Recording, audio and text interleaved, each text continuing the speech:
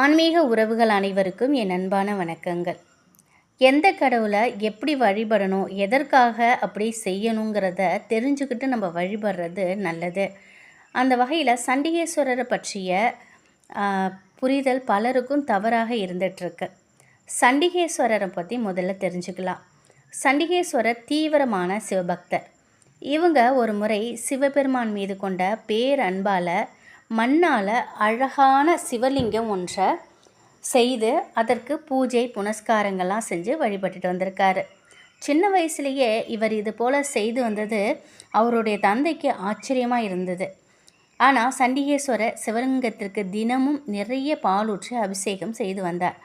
மண்ணிற்கு பாலை ஊற்றி இப்படி வீணடிக்கிறானே அப்படின்ட்டு தந்தை கோபமுற்று ஒரு முறை சண்டிகேஸ்வரரை அவர் செய்த மண்ணை எட்டி உதைச்சிருக்கார். இதனால் ஆத்திரம் அடைஞ்ச சண்டிகேஸ்வரர் ஒரு குச்சி எடுத்து அவருடைய தந்தையின் மீது வீசிட்டாராம். அந்த குச்சி திடீரென்னு கோடாரியாக மாறி அவருடைய தந்தையின் கால்களையே வெட்டி வீசியிருக்கு. சிவபெருமான் மீது கொண்ட இவருடைய மாசற்ற பக்தி சிவபெருமானை மெய் சிலிர்க்க வச்சிருக்கு.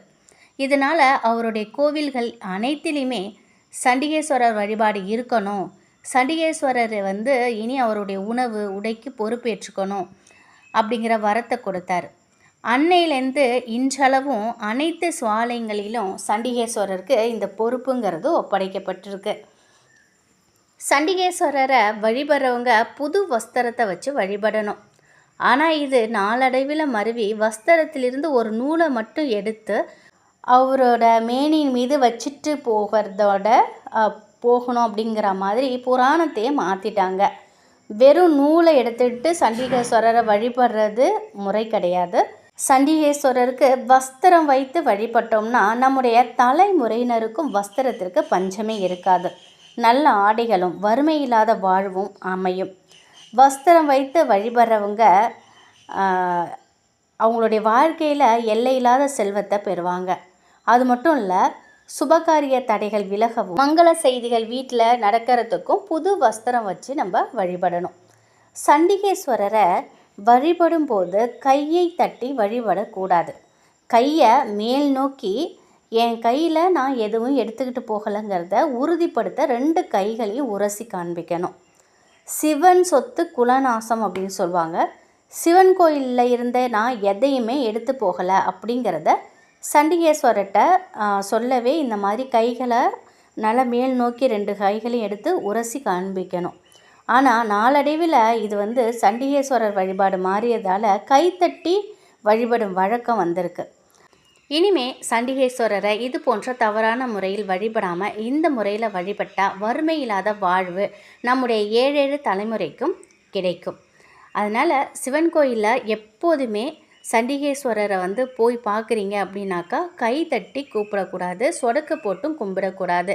இது முற்றிலும் தவறானது. இனி அந்த ஒரு தவறை செய்யவே செய்யாதீங்க.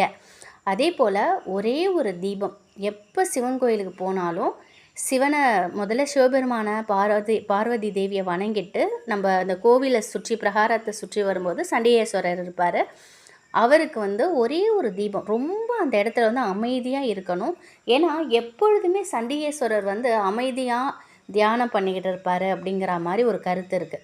அதனால் அவரை எந்த வகையிலையும் நம்ம அவரை தொந்தரவு பண்ணக்கூடாது.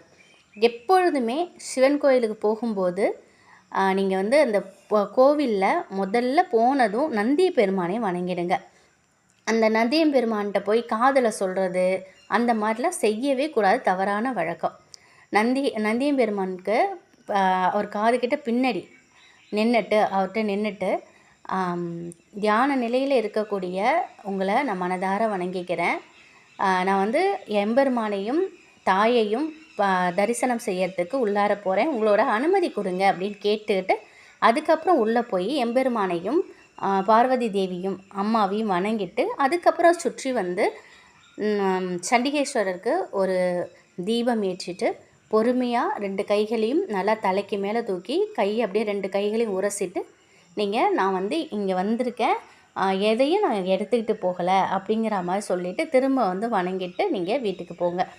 இதை சிவன் கோயிலுக்கு போனீங்கன்னா இதை ரெகுலராக ஃபாலோ பண்ணிக்கிட்டு வாங்க. சில சில இடத்துல இந்த மாதிரி தவறுகள் நிறையவே நடக்குது. அவரை கை தட்டி கூப்பிட்றது, அவருக்கு சொடக்கு போடுறது இதெல்லாம் கூடவே கூடாது. அவர் அமைதியான தியான நிலையில் இருப்பார். அவரை வந்து நம்ம கஷ்டப்படுத்தக்கூடாது. 7 ஜென்மத்திற்கும் வறுமை உண்டாகாதவாறு செல்வ செழிப்போடு வாழறதுக்கு சண்டிகேஸ்வரருக்கு புது வஸ்திரம் ஒன்று வாங்கி கொடுத்து வணங்கிட்டு வாங்க. நிச்சயம் இந்த ஒரு தகவல் உங்களுக்கு பயனுள்ளதாக இருக்கும் அப்படின்னு நம்புகிறேன். நன்றி.